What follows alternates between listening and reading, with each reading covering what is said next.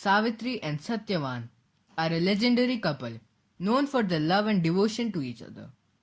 According to the legend, Princess Savitri marries an exiled princess named Satyavan who was prophesied to die early. The later part of the legend focuses on Savitri's wit and love, which saved her husband from the death god Yama.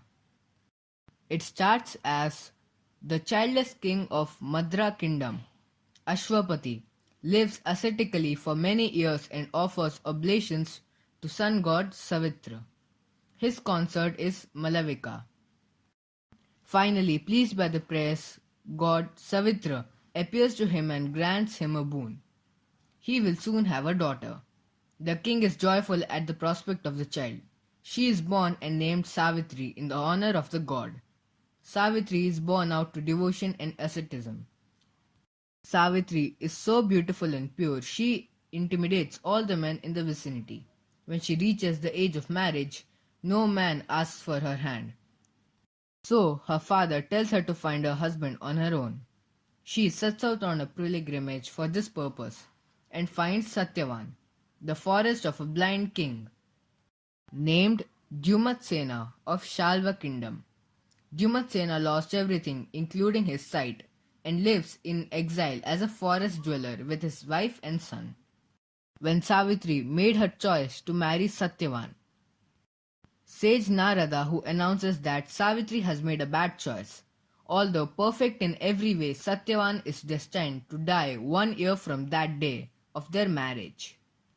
In response to her father's pleas to choose a more suitable husband, Savitri insists that she will choose her husband but once. Then Savitri and Satyavan are married and she goes to live in the forest. Immediately after the marriage, Savitri wears the clothing of a hermit and lives in perfect obedience and respect to her new parent-in-law and husband. 3 days before the foreseen death of Satyavan, Savitri takes a vow of fasting and vigil. Her father-in-law tells her she has taken too harsh a regimen, but Savitri replies that she has taken an oath to perform these austerities, to which Dyumatsena offers his support. The morning of Satyavan's predicted death, Savitri asks her father-in-law permission to accompany her husband into the forest. Since she was never asked anything during the entire year she has spent at the hermitage, Dyumatsena grants her wish. They go, and while Satyavan is splitting wood, he suddenly becomes weak and lays his head on Savitri's lap. The servants of Yama, the god of death, come and return without the soul of Satyavan, due to Savitri's holiness. Then Yama himself comes to claim the soul of Satyavan.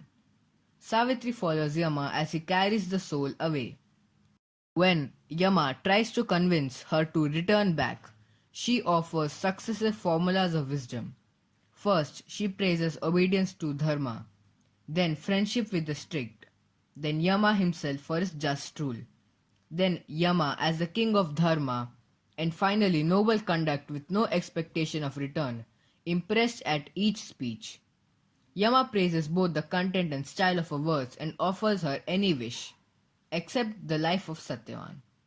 She first asks eyes and restoration of the kingdom of her father-in-law, Dyumatsena, which he had lost, then 100 child for her father, and then 100 children for herself and Satyavan.